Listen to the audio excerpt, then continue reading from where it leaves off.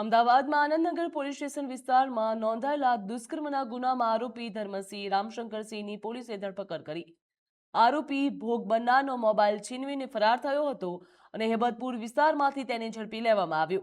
આરોપીની ધરપકડ બાદ મેડિકલ તપાસ કરવામાં આવી હતી। તે દરમિયાન હેબતપુર વિસ્તારમાં રિકવરી પંચનામું ચાલી રહ્યું હતું, તો આ સમયે આરોપીએ આનંદનગર પોલીસ સ્ટેશનના ઇન્સ્પેક્ટરની સર્વિસ પિસ્તોલ ઝૂંટવી લઈને ભાગવાનો પ્રયાસ કર્યો હતો તેવો પોલીસ દ્વારા દાવો કરવામાં આવ્યો છે।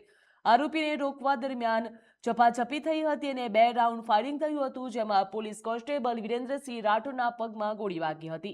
સ્વબચાવમાં પોલીસે આરોપીના પગમાં ગોળી મારી તેને કાબૂમાં લીધો હતો। બંને ઇજાગ્રસ્તોને સારવાર અર્થે ખસેડવામાં આવ્યા છે। સમગ્ર મામલે ડીસીપી શિવમ વર્માએ નિવેદન આપ્યું છે, જ્યારે બોડકદેવ પોલીસ સ્ટેશનમાં આરોપી વિરુદ્ધ વધુ કાયદેસરની કાર્યવાહી હાથ ધરવામાં આવી।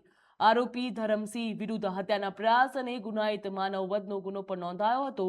જો કે હવે આરોપીને ભાન થયું હતું અને તેણે અધમૃત્યુ કર્યું હતું, તે અંગે પસ્તાવો વ્યક્ત કર્યો છે અને માફી પણ માંગી હતી। તો અમદાવાદમાં પોલીસ અને આરોપી વચ્ચે ઝપાઝપી થઈ હતી। પોલીસે પણ સ્વ બચાવમાં ફાયરિંગ કર્યું હતું અને આરોપીના પગમાં ગોળી વાગી છે, ત્યારે પોલીસ પણ ઇજાગ્રસ્ત થઈ હતી। મહત્વનું કહી શકાય, બંને ઇજાગ્રસ્તોને સારવાર અર્થે હોસ્પિટલ ખાતે ખસેડવામાં આવ્યા હતા। તેમજ આરોપી દ્વારા એવી કબૂલાત પણ કરવામાં આવી છે જે પણ તેણે કર્યું હતું તે ખોટું કર્યું હતું અને તે અંગે તેના દ્વારા માફી પણ માંગવામાં આવી હતી। कल आनंदनगर पुलिस स्टेशन विस्तार में एक रेप की एफआईआर हुई थी। उस रेप की एफआईआर में अहमदाबाद सिटी पुलिस ने अलग अलग टीम्स बना के और उसको आरोपी को तुरंत ही उसको अरेस्ट कर लिया था।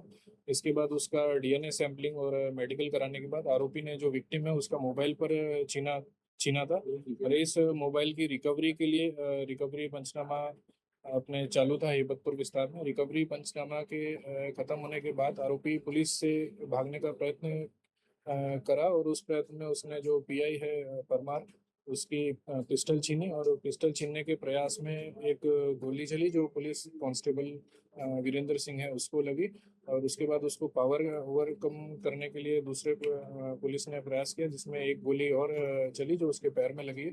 पुलिस कांस्टेबल अभी स्टेबल है और जो आरोपी है उसकी भी अभी चल रही है सारवार। और बोडकदेव पुलिस स्टेशन में आगे 308 अटेम्प्ट टू कल्पेबल होमिसाइड का जो ऑफेंस है ये दाखिल करने की प्रक्रिया अभी चालू है। एक बार माफ कर दो साहब, जिंदगी में कभी मैं ऐसा काम नहीं करूंगा। एक बार खाली माफ कर दो साहब, जिंदगी में पहली बार कभी काम नहीं ऐसा करूंगा साहब।